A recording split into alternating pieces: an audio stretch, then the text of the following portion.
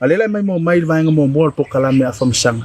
le sa fa soa I le ulua I fa tinonga o nei po kala ya tato fa solo to ile ia se lengo me le pione tato po kala me ne fa smell mai mo tono le usi la mai e fo le mato nga luenga la tina ele ai lua ia lua mana onga le na leuna na anga ile la tina ele me mo la ma o le fa le o la au pollination a si le fio la wali ia fa ia nga luenga fo fe ave fa fe uswa o le pollinate fo ia pollinate tele me le la fa moi a fo o le a le ia la au me mo la a te ga eu le whatever tau le va ai se pi dei se me se la ngombe au te mine so ste me so wo te wo fo solo le wali ole ai o lono lua io le no le hani le meli o le tau ole meli le nei sa bo fa ia si ma walunga ai fa ko fa pe ia e luas fu valu tos fu ta la me le masa ni ai fo ringa ba wo po ua ila lo le tato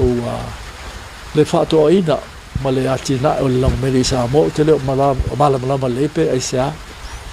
ma fu anga la le wel mat societe e ton fai atia ele lua pe do ta o lua fa le ia il fu la au le mele le pollination le fai e no le na comel pe lo no lua la ia bo stato hanu e so il telefono fonga ta ma fa ia tau fio wa ka fio to mai o nei fa fo ona fa ma e pe si fia si fo le fa fita u ia ta to le suka ese ma wa suka le sa le meli le o le natural sugar e va tu en fa il tino la va tu fa le suka le fa mai fo le o sini mo ia o fa nai tu po fo ia e fengo le fengo fi il tino ona fa breakdown fa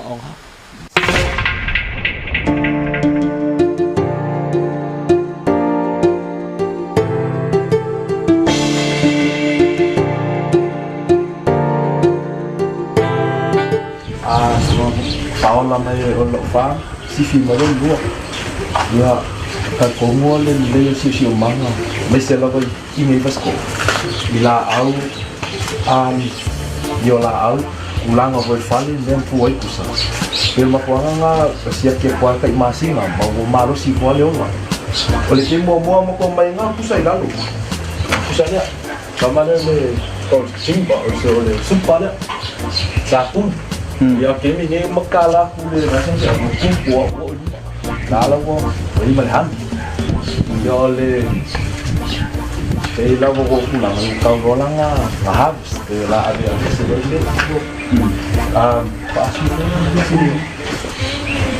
le ole mala le smoke ole le ka ala ka ngai ka pile bu wa ye la ngai e awangi sama ava baru baru la ave ngai mo ki mo lo lo le di la me a sin han le ka wa fa no ta pe ngai ro la ese fe para fe puali e ka o po el ba ya ma ya fua le si ma ka ngai wo ye ko anga fe ang sama ke le la au flowers me se foi anga ki ngai ko mo fole le ma ko anga vai la nga e kali mai le la mo le ke le flowers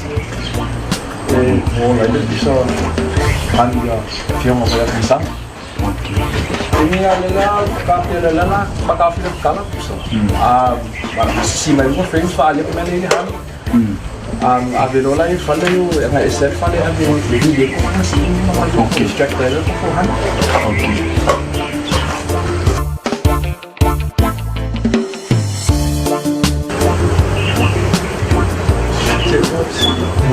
ali la le ko ni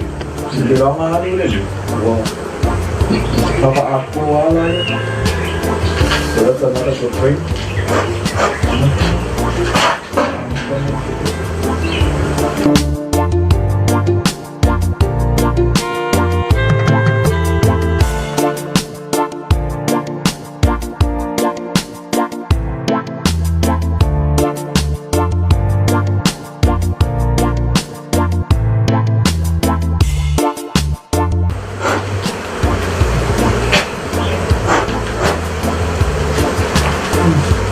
Dari pulau kama, ngala aku kelangan besi kama aku.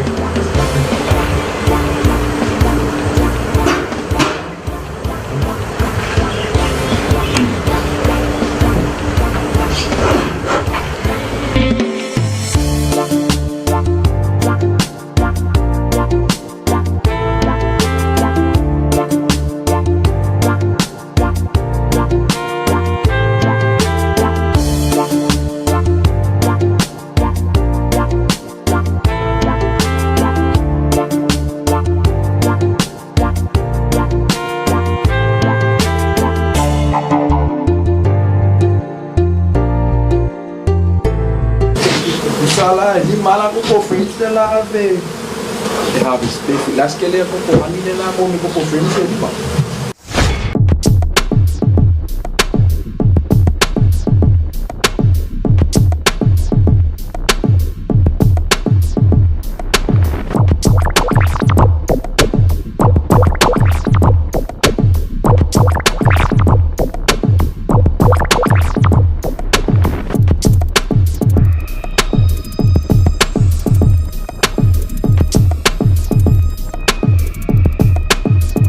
Leo kako pa ai le fainga e glitch no le meli. Wa ma ngai aso. E le la kiki. A o le mesi le sila metau. O la e glitch ma Anata. Fa me fa si tangata. E ava to mole. Special mole harvesting on meli. A kako va ai le fainga glitch.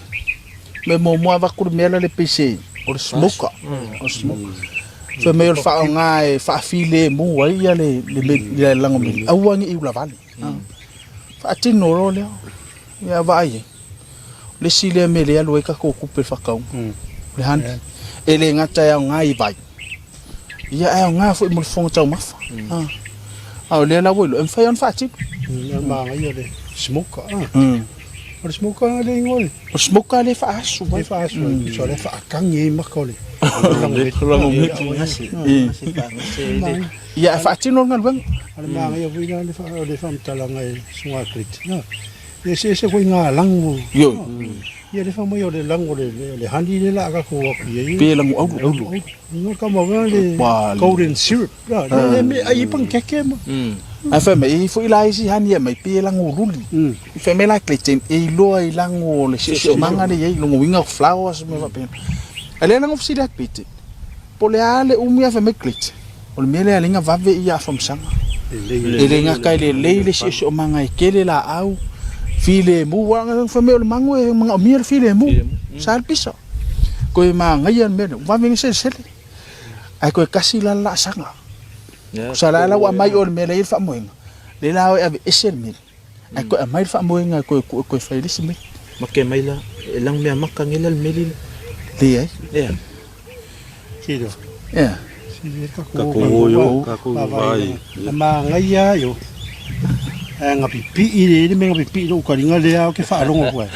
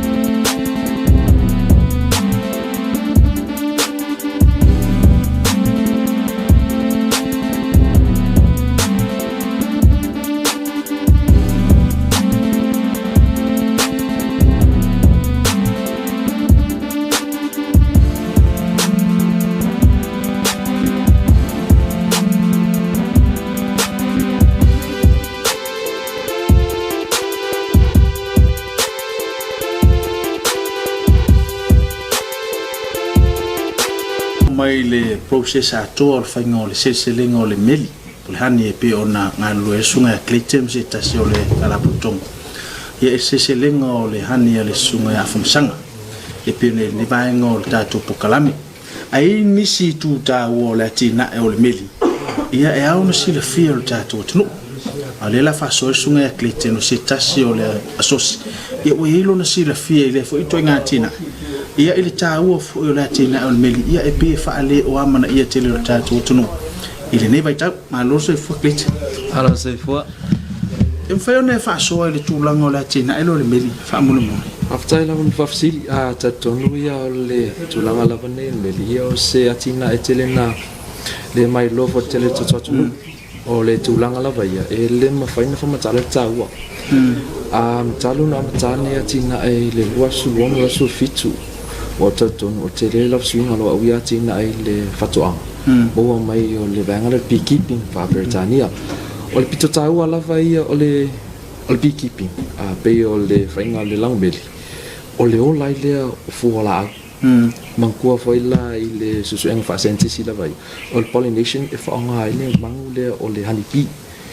So, o so se atina e lava la e whaonga ia o fuala au pe i la tūlanga lava ia o fruits, veggies, a me tau tuanga. E mena unia lava la pi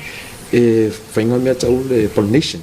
Usa la titilo o le pito tau ala valea. A whapela o you e whaisa o garden. Ia pe o veanga voila i o veggies and fruits. Ia ma mia la vala pi.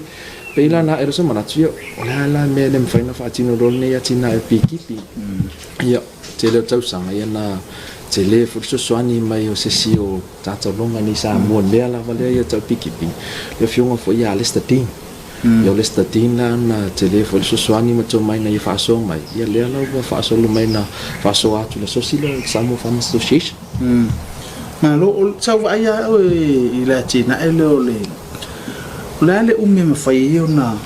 stoa le hani Paftai lo fafsil o le hani o le paula vale me ai lo langi ato ele maf longo winga la fa pe fita inga la hani ya le fiongo fe masanga lo harvest a musu ala masanga e faonga e fia tau sanga te we e o atu la te me fauna la le dei la ele me faina maf so te le las na nga ele se fa pe si o loa e alo mai maulo na o le umina te o le angol foi na o le ava o le fanguno le hani sa o ya ma tau wale sa eta ua tele tau sanga taluna e whatinoa le atina e leo le mili. Le asau tau ma tau e se tupe maua, ma se anganga tawa e le tau na tiel malu le tunu. Tasi le oloha e se tau ta temini e mese, e wha moe tātou e mai whafo ia le oloha. A leo mwhaina ngosi ni, o le ase tau e mwhaion whaatustu se temini. Whaftai, o le hani lava e peo nisa mo e whaasana import mai le hani. Longo inga o tātou lava lota i whale e tau ngā tina e le hani a wā le tau singa to nu lo inga supply o Samoa from local farmers o le teimini o matua siokia le hani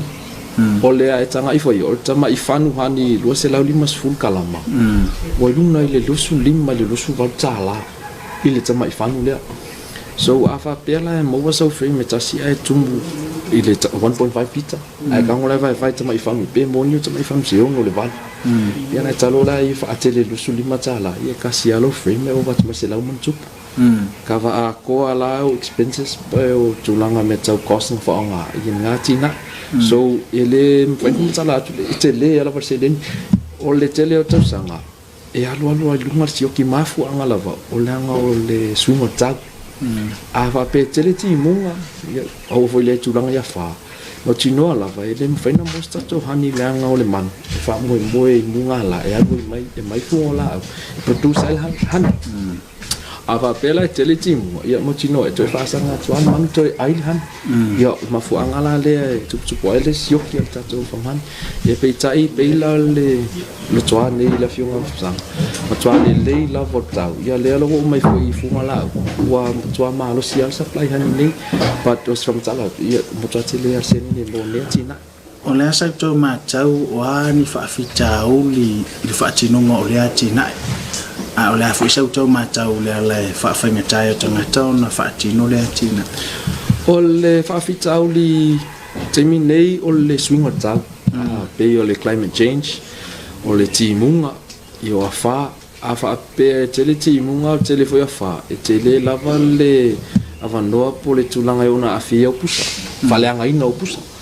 E o lo temi whaleanga ina o pusa, ia ana mautinoa lai, e toi a mata a tō alo o tina e mai le square one, ia toi whaola whalele man, ia toi tamwhaila, ia toi build from scratch lo tina,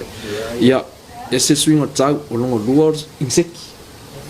O le risinga tu lana pe mato mo waina mato atina le o le whainga o le lango meli, tele o inseki. I sum,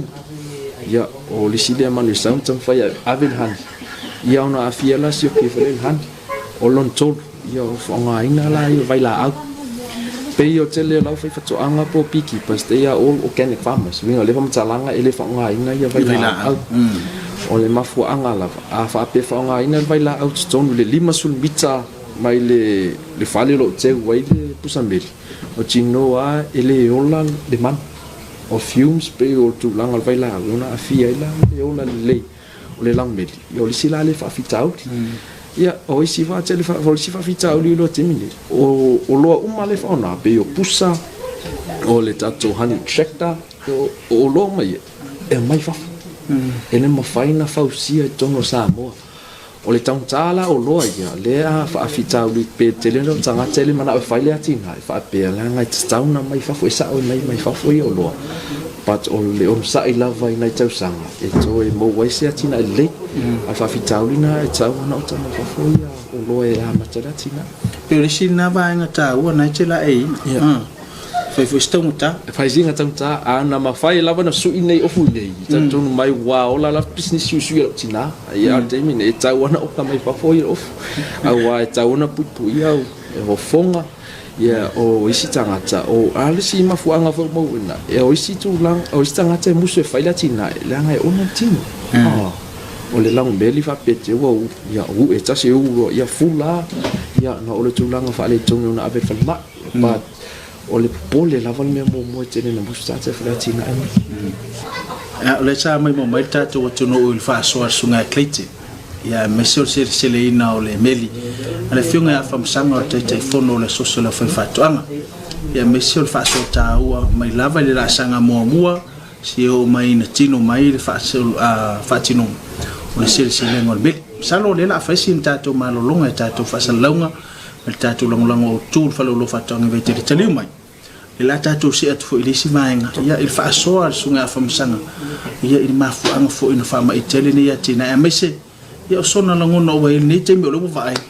Ua tino mai lana tina. Ile toi taliu mai o tato po kalame ni vaenga le fiafi ia o lewa mawhatasi ma sunga a whamsanga. Ia o ia tonu lea. E ona lea tina. Sa so mai sunga klete ia fa tino le harvesting o le meli ia le mafatasi mo le fiunga famsanga ia se paso le a fo isona ma fo fauna ia le a se fa mo na fuai ia ona fa tino le nita le neatina ia le a fo isana ia vai mama o se taunu unga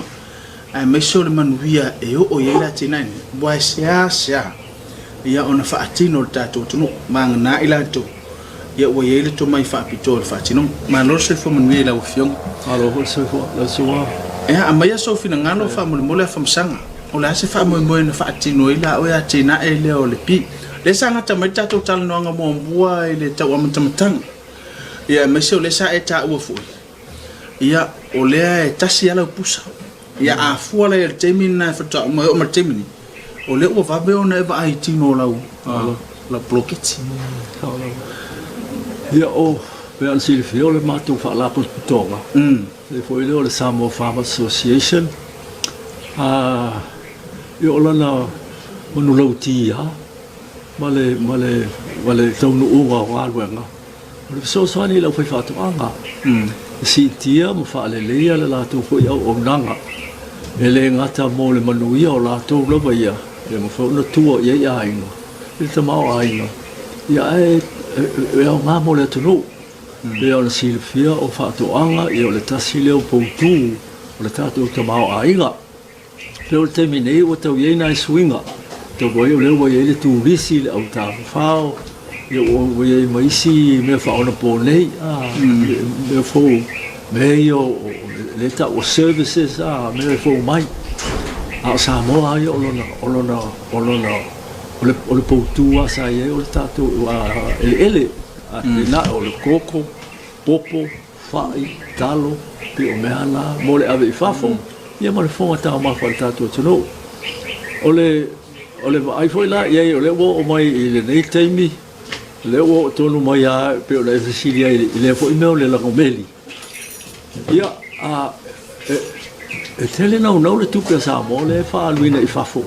mo le o mainga I te tonu le lango meli mo le mele o le meli ta ui o le meli e ma nei fo wa e le se mea nei sa mo nei mai ana mua e fo mai o le mea na mai fo ile Europa mai a vai le ngole o le meli wata I lo muli nei fo wata tango e fai I wata tango tiro po fena mai le nei mea o le meli o le tau le o le hani I fo I Europa I to no ole I ho lani ma falani le teno tino na o le meli le tau le hani ia mai lo le sa mo ai na mai fo I e fo I ma tu po I o tatu to no usa ta ave ma kolonio o siamani I le tau sanga ia fi se lau to o le tau mo lo le afi se lau su mal fa le no to e se ia la to na e fo I ai tu foi mai tau si New Zealand ia Samoa a le taimi le na e lo tu nunga la ngai tele yo fa man tu e fa to anga te tele ale na ta o le Westec Western Samoa Trust Estates Corporation le na tu to sasi lo Samoa yo la mai lo le New Zealand fa foi mai Samoa a o ele la ma fa to anga te tele ana fa isi amani I muli fonua alua tu e o ile tu ile vai mauma alua tu ai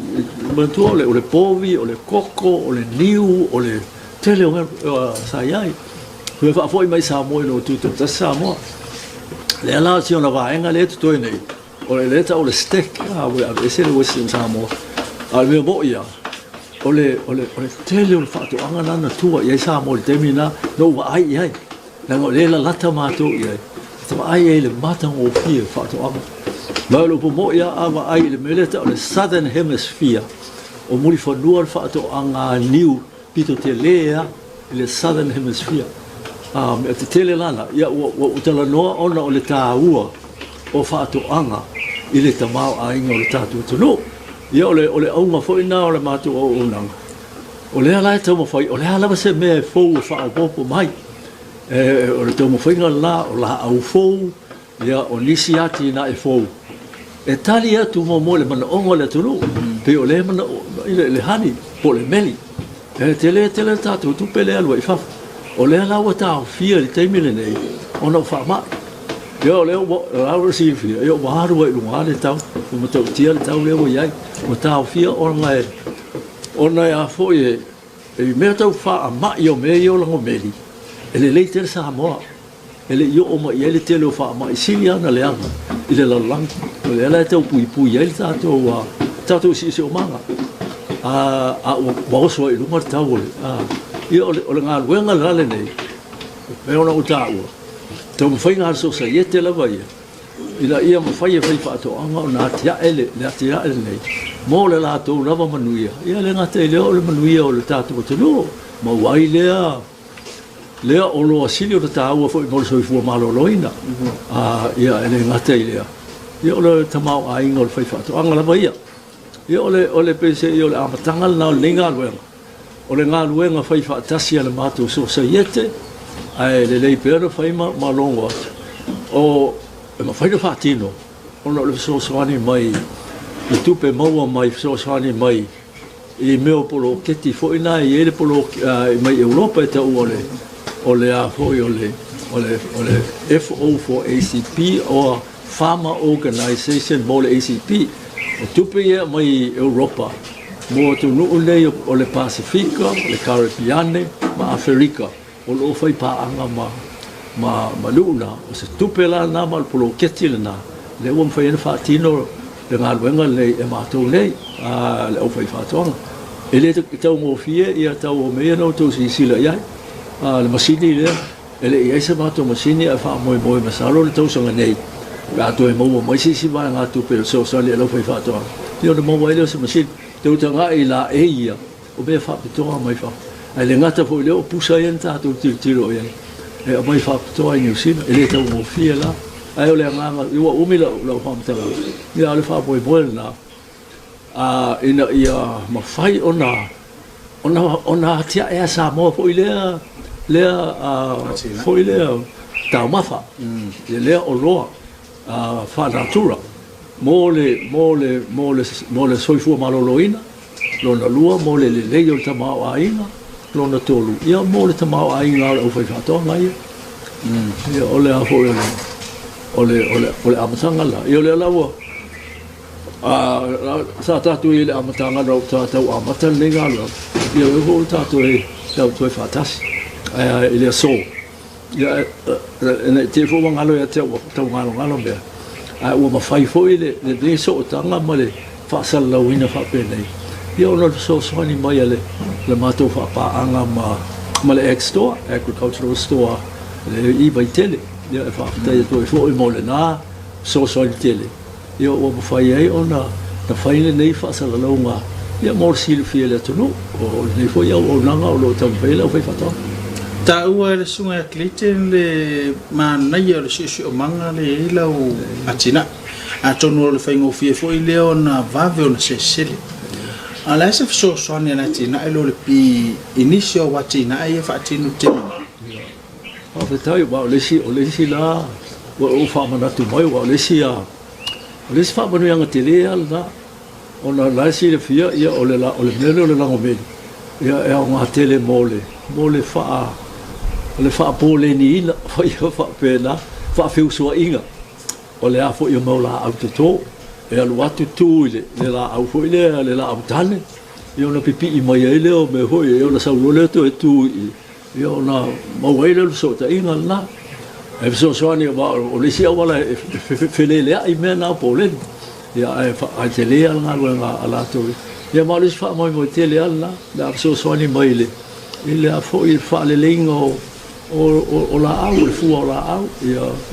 ia fa tu kula ia ale le ona pollinate pe fa fe usua ia pe ia fo le ai si le fia ia le tamata po si la ba tu ai nga luenga da foi ele atua o le tane mo le fafine ia ta wana fe usua ona ia o le fa mo na o le ia a tonu wa va vetele nei temi o le o fa tu pula ia la wa ai le tele o nei me o lo vet o le vara tau popole nei te o mo wa ia le o te tele mai nei fa fi tau di la o ma tau fa ti no lo watina ha fetai o le stala fi la foi go fia la tamata o te tele tonu wa o le sa tau ma foi le mato societe e ia tangata fe tau e o lato funua ia lava le tele ia o le mele o le lao meli le o mau le o ngal teme le ele mana o mia le mele le piso so na pisa so ele mana o mia ni manongi malo lo si fo ile ia o i pe no to si sila ia ele mana o mia fo ile mo le malama le mo li fo ile o ele tise ia o le nei ele ia se me fa pena ia la o foi ma le o foi galo ma ia ele inta mai ti foi o la vale vai tu fa fo ale tu no pisa solo mo te lo isi te me o te mai ti ta aloi o fa pe o se me ta ia pe alo o le tali ia po ele ia il fa fita o le o fe vai ta se ale te mi sa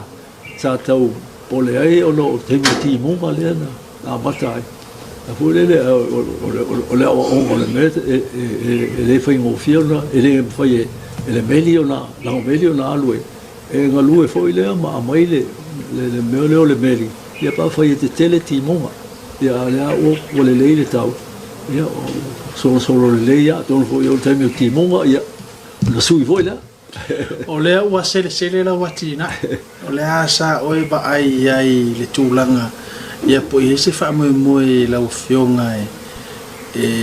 e fa wow pe le fa tup pula yo lo wati na ele ala fo se market le we ma fa ave ia me li mo na se le ni e pe se o le foto a o lo tama fa le na vai lo le fa pe se o tama ai mo pe fo ile pe po le ase tele o se me e mo io na fu le ai o le e alu ma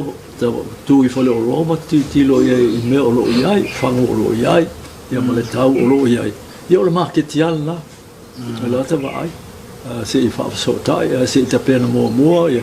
le nai fa o ta la fe mai e tu ia io lo o fo ile o le fo ngalo e fa so tai fo le lo ale nga ia wallahi e ili se o pusa la le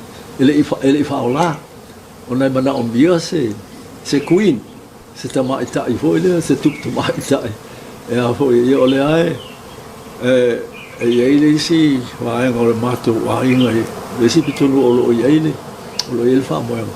eu fa mo a no ia ona la si mo lole atu ia fa tolo ia pusa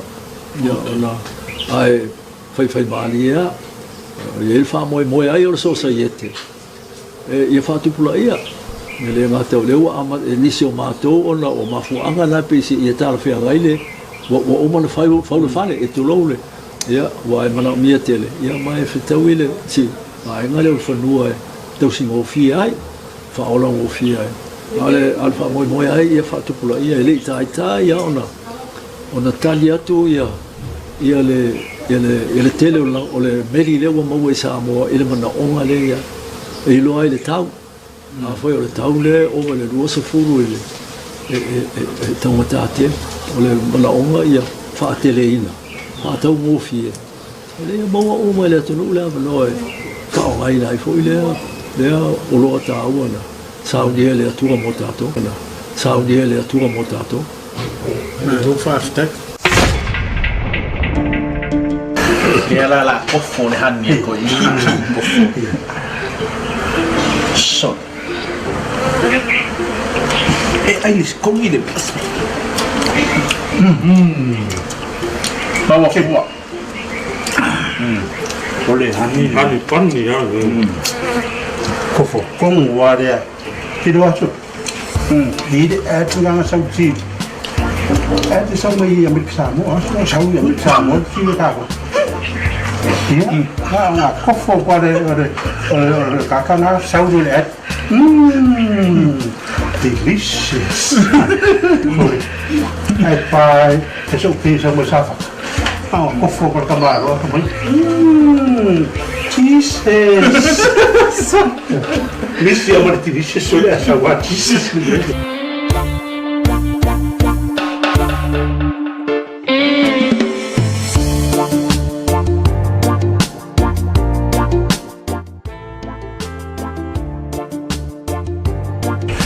Ol paelo. Kol wa fe pa Ada mesin dia ada video. Kol wa fe pa ya fa ka escoinha famsa ya foi lima tum ele não pode ver ora aquilo eu me tá uma pai eu me vai ele vinha aí e fa coisa Koyo ko fa fo ne na Mesin dia ngang mo wai na tu. ele ka dia ngai le sia ngai fa ka won nga me wai le ni me fa ngai bi le ha me le si me bi le Ada yang mesin dia. Dia mau sian. ai ka ko le ko pai bai pe sia ka wo le pai fa me ko wa fe pai ko Oleh wai lek sale kan. le sa mai mo mata tu tunu u fa soa le sunga Clayton le mar fa soa le fionga from sang tu salatina e or selenga o le meli o le hani e pe ona ile na tina me fa February o matemini ya le wa mato na tino mai le tina le fionga from sang boli fa ftai tele le social foi fa tuanga me se foi fa soa le sunga Clayton se tasio sui telo vo le sosi pe fa le fionga from sang o tele sao Walta to pokalambe le nefef. Ile ya se me fa ngofi. Inlalo le la ne se vangna nya bota wivima ati na. Ye tu so le fina ngalo ta tu. Mo se swa boponga na ba yaso. moli le ngang faftai tele le falolo fatuanga tatu langolango tu yo fai ona winatu le pokalani wal mai manga tatu wat pago. Ndira fef